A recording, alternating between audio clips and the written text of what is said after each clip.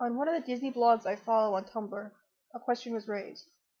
Do we need a gay Disney princess? Yes. There is automatically no question. Not only do we need a gay Disney princess, we need gay characters in general in Disney. To really understand this, you need to, well, for those of you who aren't gay, who aren't denied privileges because of simply how you were born, simply how you are, it might be difficult to understand, but there's no legitimate reason why there shouldn't be gay characters in Disney. It's not as if they'll be proving their sexuality, like by having sex on screen. All that would be doing is saying, I prefer one sex and not the other. I prefer one gender and not the other. And again, there's nothing wrong with that. And to be honest, while there haven't been any official gay characters in the Disney franchise, there have been those who slide very close. Some people think of it as a joke when they think of these characters as gay, but often I take them kind of seriously at it. So let's get down to the joke. Timon and Pumbaa. That might seem kind of obvious to some people, some it won't be. Timon and Pumbaa aren't gay in the sense that they're shown, like, having sex or, like, showing romantic interest in each other. But they are shown that they don't need women. They are capable of hanging out together, or living together, honestly. They're capable of raising a child together.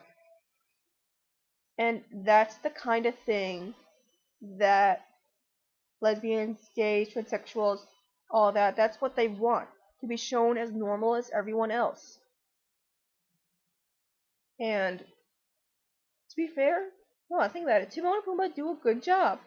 They raised the kid to the best of, they raised Simba, sorry, to the best of their ability. And he just needs some prodding from the outside world to remember who he is. But still, they did a great job. They loved him very clearly. They fed him. They took him to bed. They watched out for him. They tried to protect him. These are good, good parents. And it's an interesting fact if you watch the Disney Afternoon. Timon and Pumbaa had their own short TV series. It was pretty wacky. It often took them out of the jungle into these bizarre situations.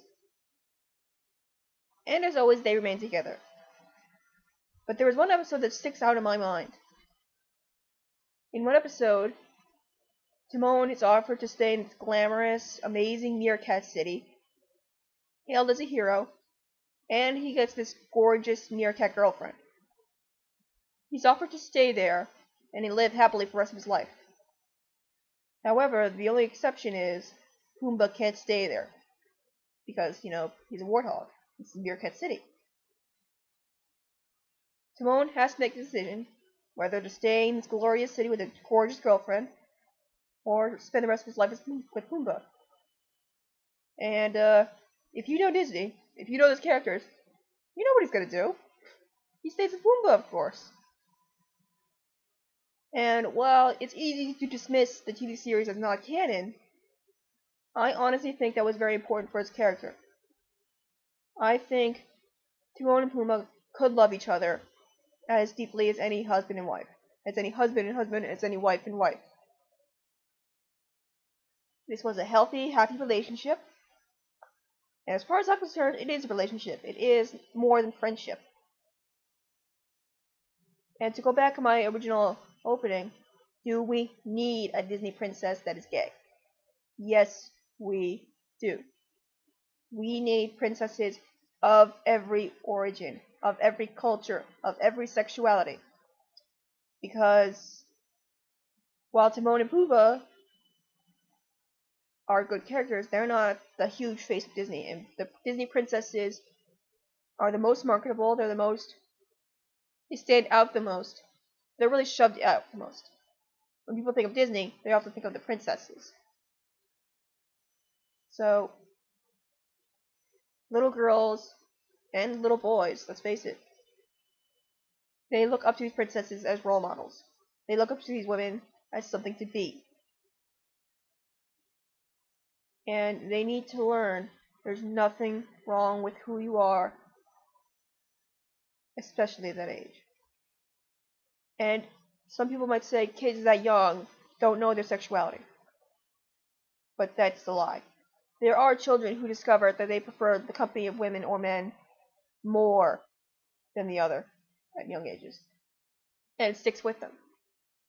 Yes, for other people it develops later. But one case does not define everybody. And we need a gay princess as much as we need more multicultural princesses. For the sake of our children and for the sake of just being known, for the sake of being included. And I may not see one in my lifetime. I'm only 24. And that's very disappointing to me. But I would love to be optimistic about it. I would love to think that someday, before I go, there are at least plans to introduce a princess that is not straight. And there are those who say Merida of Brave did that for us. And I can see the argument because she doesn't want a suitor. But at the same time, that's not the same thing because she's young. It's not a matter of being gay or maybe not even being asexual. She's just a teenager. She's almost still a child. And she doesn't want to be burdened down yet. And that's totally understandable, of course. But that's not the representation that the gay community needs. The gay community doesn't need a little bit more than just being subtle. It needs a little more than just coincidences. It needs full-on representation in order to be taken seriously and to be understood. Now, this is a lot for me to say considering my own sexuality. To be honest, with my sexuality, a lot of times I'm unsure of it. There are days when I find men attractive. There are days when I find women attractive. There are days when I don't want to be touched. There are days when I just lay down and think about sex. And it's difficult to put sexuality in a box. Because it's not something that's rigid. It's not something that stays the same all the time.